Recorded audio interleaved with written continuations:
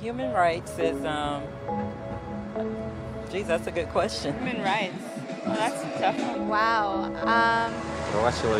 I don't even know how to give that a definition. I would probably have to do a little bit of homework or something. Any right that I think just as a normal, human, any... The rights that humans have. Oh, that's a very large debate. Mezcla que son mange ting. Tú le puedes preguntar a 20 personas y te van a dar 20 diferentes opiniones. Non saprei, una domanda complicatissima. Because we just take them for granted that they're there, but we don't even consider what they are.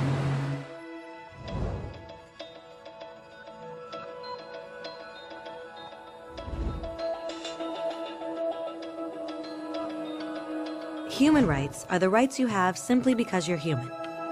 It's how you instinctively expect and deserve to be treated as a person, like the right to live freely, to speak your mind, and to be treated as an equal. There are many kinds of rights. Most apply to a certain group.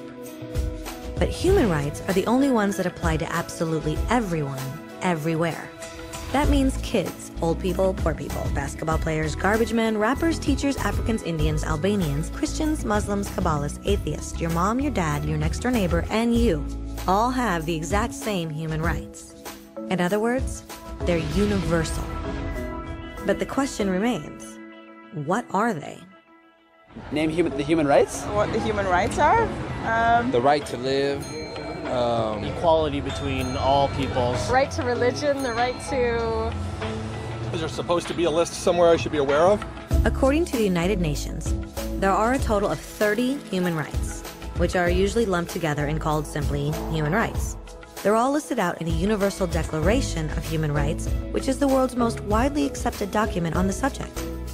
But it was a long time in coming. At first, there were no human rights. If you were in with the right crowd, you were safe. If you weren't, well, you weren't. But then a guy named Cyrus the Great decided to change all that. After conquering Babylon, he did something completely revolutionary. He announced that all slaves were free to go. He also said people had the freedom to choose their religion, no matter what crowd they were a part of. They documented his words on a clay tablet known as the Cyrus Cylinder. And just like that, human rights were born. The idea spread quickly to Greece, to India, and eventually to Rome. They noticed that people naturally followed certain laws, even if they weren't told to. They called this natural law, but it kept getting trampled on by those in power. Not until 1,000 years later in England did they finally get a king to agree that no one can overrule the rights of the people, not even a king. People's rights were finally recognized, and they were now safe from those in power. Kind of. It still took a bunch of British rebels declaring their independence before the king got the point that all men are created equal. Which isn't to say he liked the idea, but he couldn't stop them, and America was born.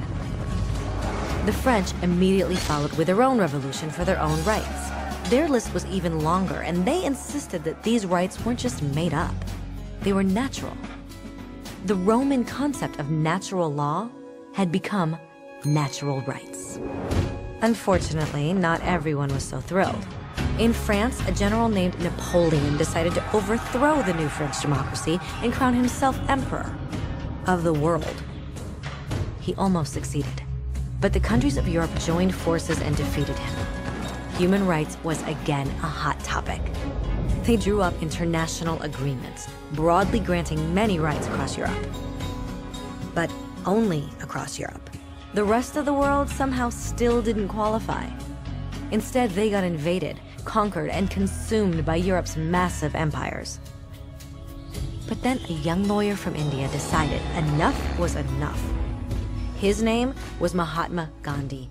And in the face of violence, he insisted that all people of Earth had rights, not just in Europe. Eventually, even Europeans started to agree. But it wasn't going to be that easy. 2 world wars erupted. Hitler exterminated half the Jewish population of Earth in horrifying Nazi death camps. And all told, 90 million people died. Never had human rights been so terrifyingly close to extinction. and never had the world been more desperate for change. So the countries of Earth banded together and formed the United Nations. Their basic purpose was to reaffirm faith in fundamental human rights, in the dignity and worth of the human person. But what were human rights? Were they the proclamations of Cyrus, the natural laws of Rome, the declarations of France? Everyone seemed to have a slightly different idea of what human rights should be. But under the supervision of Eleanor Roosevelt, they finally agreed on a set of rights that applied to absolutely everyone.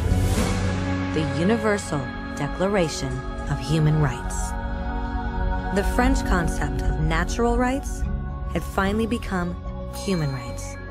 So, in summary, at first, only a few lucky people had any rights, until one of those guys decided, hey, other people should have some rights too, which was great, except not everyone agreed. And it only took a few thousand years of fighting and declarations and more fighting until everyone finally agreed that human rights should apply to everyone. And they all lived happily ever after. Except for one little problem. If people have the right to food and shelter, why are 16,000 children dying of starvation every day? 1 every 5 seconds. If people have freedom of speech, why are thousands in prison for speaking their minds? If people have the right to education, why are over 1 billion adults unable to read? If slavery has truly been abolished, why are 27 million people still enslaved today? More than twice as many as in 1800. The fact is, when it was signed, the Universal Declaration of Human Rights did not have the force of law. It was optional. And despite many more documents, conventions, treaties, and laws, it's still little more than words on a page. So the question is, who will make those words a reality? I have a dream today. When Dr. King marched for racial equality, he was marching for rights that had been guaranteed by the United Nations for almost 2 decades. But still, he marched.